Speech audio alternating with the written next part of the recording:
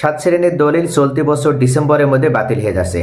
এই সাত শ্রেণীর ভূমি মালিক যারা রয়েছে তারা আর এই সাত শ্রেণীর দলিল অনুযায়ী কোনোভাবেই জমির মালিকানা যেমন দাবি করতে পারবে না, ঠিক তেমনইভাবে জমির মালিকানা ধরেও রাখতে পারবে না। তবে শুধুমাত্র তাদের দলিল যে বাতিল হবে এবং মালিকানা চলে যাবে বিষয়টি কিন্তু এরকম না। যদি তারা অন্যায়কারী হিসেবে এই জমির মালিকানা এতদিন ধরে যুগের পর যুগ যদি তারা ভোগ দখলে রাখে, সেক্ষেত্রে তাদেরকে আর্থিক দণ্ডিত করা হবে, পাশাপাশি তাদেরকে জেলও প্রদান করা হবে। ইতোমধ্যে ভূমি অপরাধ প্রতিরোধ এবং প্রতিকার আইনের বিধিমালা প্রকাশিত হয়েছে এবং এই দলিল যার জমিদার যে আইনটি 2023, এই আইনের মাধ্যমেই এখন থেকে বাংলাদেশে ভূমি সংক্রান্ত সকল সেক্টরও পরিচালিত হচ্ছে। এমনকি পূর্ব থেকে যে মামলাগুলো চলমান ছিল সেই মামলাগুলোর নিষ্পত্তি করা হচ্ছে এই আইনের মাধ্যমে। এছাড়া আরও কয়েকটি বিষয় এখানে ইনক্লুড করা হয়েছে, যেমন এখন থেকে জোর জবরদখলকারী কোনোভাবে জমির মালিকানা যেমন দাবি করতে পারবে না, ঠিক তেমনইভাবে তামাদি আইনের 28 ধারা অনুযায়ী বা তামাদি আইনের 28 ধারা ব্যবহার করার মাধ্যমে কোনো ব্যক্তি আর জমির মালিকানা দাবিও করতে পারবে না। তবে এখানে কিছুটা সংশোধন নিয়ে আসা হচ্ছে, অর্থাৎ তামাদি আইনের 28 ধারা অনুযায়ী একজন ভূমি মালিক চাইলেই কিন্তু তিনি আবার জমির মালিকানা লাভও করতে পারবে যদি সেই ভূমি মালিক একেবারে অসচেতন হয়। তবে এখানে বেশ কয়েকটা ধাপ অতিক্রম করার পর, কেননা আগেকার সময় যেমন অস্বচ্ছতা ছিল, এখনকার সময় কিন্তু স্বচ্ছতা এসে গিয়েছে এবং খুব সহজে একজন ভূমি মালিক তিনি যাচাই বাছাই করে দেখতে পারে যে তার জমিটা আসলে কে ভোগ দখল করছে বা এই জমিটা কার নামে রেকর্ড হয়েছে। এই বিষয়টি খুব সহজে এখন যাচাই করা সুবিধা হয়ে গেছে। এমনকি আপনার হাতে থাকা যে মোবাইল ফোন, এই মোবাইল ফোন ব্যবহার করার মাধ্যমে আপনি যদি নামজারি আবেদন করছেন, সেই নামজারি আবেদনটা আপনার বর্তমান কোন অবস্থানে রয়েছে সেটাও আপনি যাচাই করে দেখতে পারছেন।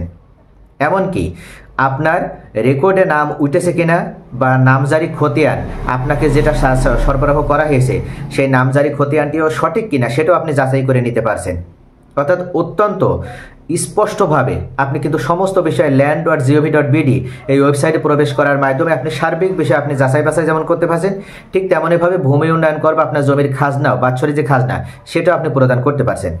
তাহলে প্রিয় ভিউয়ার্স, এখন থেকে যে 7 শ্রেণীর দলিল বাতিল হয়ে গেল, অর্থাৎ তামাদি আইনের 28 ধারা অনুযায়ীও আর যারা জমির মালিকানা দাবি করতে পারবে না, সে সম্পর্কে আজকের এই ভিডিওতে আমি বিস্তারিতভাবে আলোচনা করব। 1 নম্বরে অবিভক্ত সম্পত্তির দলিল। এই অবিভক্ত সম্পত্তির দলিল বলতে বোঝানো হচ্ছে পৈতৃক সূত্রে বা উত্তরাধিকার সূত্রে যারা জমির মালিকানা পূর্বে লাভ করেছিল, এখন যারা পূর্বে পৈতৃক সূত্রে জমির মালিকানা পেয়েছিল কিন্তু পরবর্তীতে সেই সম্পত্তি নিজেদের ভিতরে তারা কোনো ধরনের ভাগ বন্টন করেনি, জাস্ট মৌখিকভাবে তারা বাটোয়ারা করেছে, মৌখিকভাবে তারা নিজেদের মধ্যে বন্টননামা করেছে, কিন্তু সেই জমি তারা নিজেদের ভিতরে এমন কোনো বাটোয়ারা করেনি বা বন্টননামা দলিল করেনি যেটার আলোকে তারা দাবি করতে পারে যে এই সম্পত্তিটা তাদের। জাস্ট আপোষ মীমাংসার ভিত্তিতে তারা ভোগ দখল করে আসছে। এমত অবস্থায় ওই সমস্ত ওয়ারিশের কাছ থেকে যদি কোনো একজন ব্যক্তি জমি ক্রয় করে থাকে, এমনকি পূর্বেও যদি ক্রয় করে থাকে এবং সেই সম্পত্তি যদি বন্টননামা দলিল ছাড়া বিক্রয় হয়ে থাকে এবং যে ব্যক্তি ক্রয় করেছে তিনি যদি অন্যান্য ওয়ারিশদের সম্মতিতে এতদিন যে জায়গাটা দখল করে রেখেছিল সেই জায়গাটা যদি দখল করেও থাকে এবং দীর্ঘদিন দখল করার মাধ্যমে সেই জায়গা এখন তাকে ছেড়েও দিতে হতে পারে। কি কারণে ছেড়ে দিতে হতে পারে?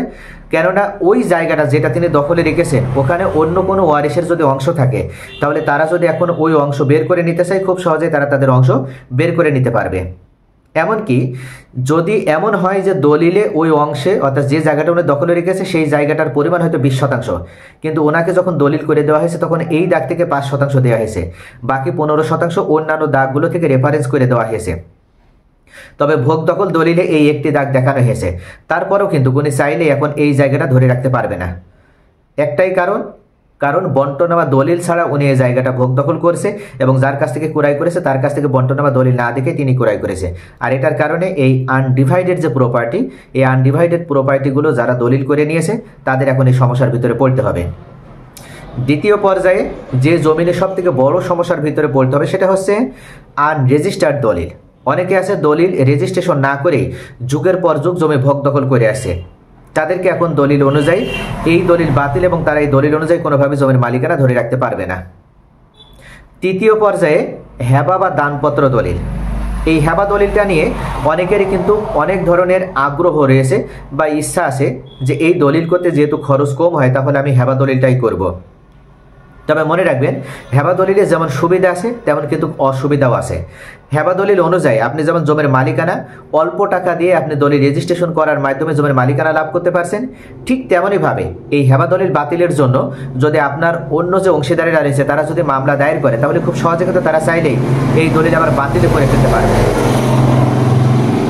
এখানে যদি এমন হয় যথা যে হেবা হয়েছিল অনিচ্ছাকৃতভাবে, অর্থাৎ পিতা হয়তো ওই সময় মুমূর্ষু অবস্থায় ছিল, বা পিতা ওই সময় মানসিকভাবে বিকারগ্রস্ত ছিল, বা তাকে জোরপূর্বক কৌশল অবলম্বন করে তা থেকে হেবা করে নেওয়া হয়েছে, এটা যদি আপনার অন্য অংশীদারেরা যদি প্রমাণ করতে পারে, তাহলে এই হেবা দলিল অনুযায়ী আপনি কোনোভাবেই জমির মালিকানা ধরে রাখতে পারবেন না।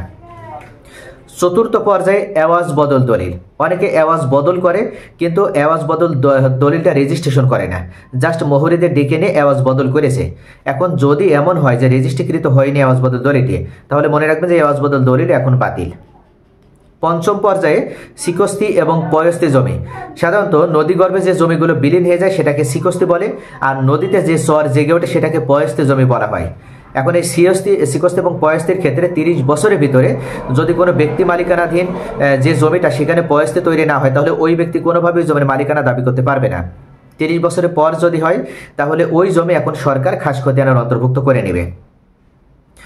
ষষ্ঠ পর্যায়ে অনেকে আছে খাস জমি বিক্রয় করে দেয়, এবং এই খাস জমি যারা ক্রয় করেছে তাদের যতই দলিল থাকুক বা যতই তাদের দলিল করে নিক না কেন, তারা এই এভিডেন্স ব্যবহার করে কোনোভাবেই কিন্তু এই খাস জমি তারা যে প্রকৃত মালিক এটা তারা প্রমাণ করতে পারবে না, কেননা সরকারিভাবে খাস জমি ক্রয় বিক্রয় সম্পূর্ণভাবে নিষিদ্ধ।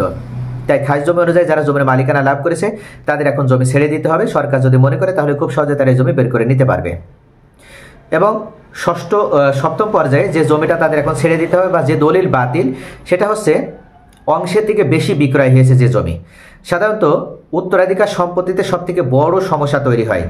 এই উত্তরাধিকার সম্পত্তিতে যখন একাধিক অংশীদার মিলে মালিকানা পেয়ে থাকে, তখন অনেক সময় দেখা যায় যে একজন ব্যক্তি তিনি অন্য ওয়ারিসদেরকে বঞ্চিত করে বা ফাঁকি দিয়ে এক দাগ থেকে জমি বিক্রয় করে নিয়েছে এবং বেশি পরিমাণে বিক্রয় করে নিয়েছে, এমনকি সেটা রেজিস্ট্রেশনও করে দিয়েছে। পূর্বে এ ধরনের সমস্যা অনেক হয়েছে। এখনও যদি এরকম করে কোনো ব্যক্তি জমি বিক্রয় করে দেয় আর কোনো ব্যক্তি যদি ক্রয় করে, তাহলে মনে রাখবেন উনি কোনোভাবেই কিন্তু এই সম্পত্তি ধরে রাখতে পারবে না, বা তার এই দলিলটা বাতিল। অর্থাৎ ডিসেম্বরের মধ্যে এই দলিল বাতিল হয়ে যাবে যদি ওই ভূমি মালিক যার অংশ ফাঁকি দেওয়া হয়েছিল তিনি যদি এখন পদক্ষেপ গ্রহণ করে, বা তার ওয়ারিশ যারা রয়েছে তিনি যদি মারাও যায়, তার ওয়ারিশরাও যদি এখন কোর্টের দ্বারস্থ হয়ে যদি মামলা দায়ের করে, বা তার মায়ের অংশ ফিরিয়ে নেওয়ার জন্য যদি ব্যবস্থা গ্রহণ করে, বা তার পিতার অংশ ফিরিয়ে নেওয়ার জন্য যদি পদক্ষেপ গ্রহণ করে বা মামলা দায়ের করে, তাহলে খুব সহজেই কোর্ট থেকে তাদের পক্ষে রায় প্রদান করা হবে, এবং ওই সময় যে ওয়ারিশ এভাবে ফাঁকি দিয়েছিল তাদেরকে শাস্তির আওতায় নিয়ে আসা হবে। এছাড়া জোর জবরদখলের মাধ্যমে যারা জমি দখল করেছিল তাদেরকেও এখন আইনের মাধ্যমে শাস্তির আওতায় নিয়ে আসা হবে। অর্থাৎ এই সমস্ত জোর জবরদখলকারী বা ক্ষমতার অপব্যবহারকারী যারা ছিল, বা ভূমিদস্যুতা তৈরি করার মাধ্যমে যারা ওই সময় প্রকৃত মালিকদেরকে ঠকিয়ে ওই সম্পত্তি নিজেদের নামে রেকর্ড করে নিয়েছিল, বা ওই সম্পত্তি তারা ভোগ দখল করে আসে, এখন তাদের কাছ থেকেও এই সম্পত্তি বের করে নেওয়া খুব সহজ হয়েছে। ভূমি অপরাধ প্রতিরোধ প্রতিকার আইনের মাধ্যমে এখন 100 বছরের পূর্বে যদি এমন ঘটনা ঘটে থাকে যে যারা জবরদখলের মাধ্যমে সম্পত্তি ভোগ দখল করে আছে, তাদের বিরুদ্ধে যদি কোনো ব্যক্তি মামলা দায়ের করে, তাহলে খুব সহজে তাদের বিরুদ্ধে মামলা দায়ের করার মাধ্যমে এই সম্পত্তি তারা উদ্ধার করে নিতে পারবে। তাহলে প্রিয় ভিউয়ার্স, আশা করি বুঝতে পারছেন যে এই দলিলগুলো এখন বাতিল। এই দলিল অনুযায়ী এখন কোনোভাবেই জমির মালিকানা দাবি করা যাবে না। আর পূর্ব থেকে যদি কোনো ব্যক্তি জমির মালিকানা লাভ করে থাকে, তাহলে তাদেরকে এখন এই জমির মালিকানা ছেড়ে দিতে হবে।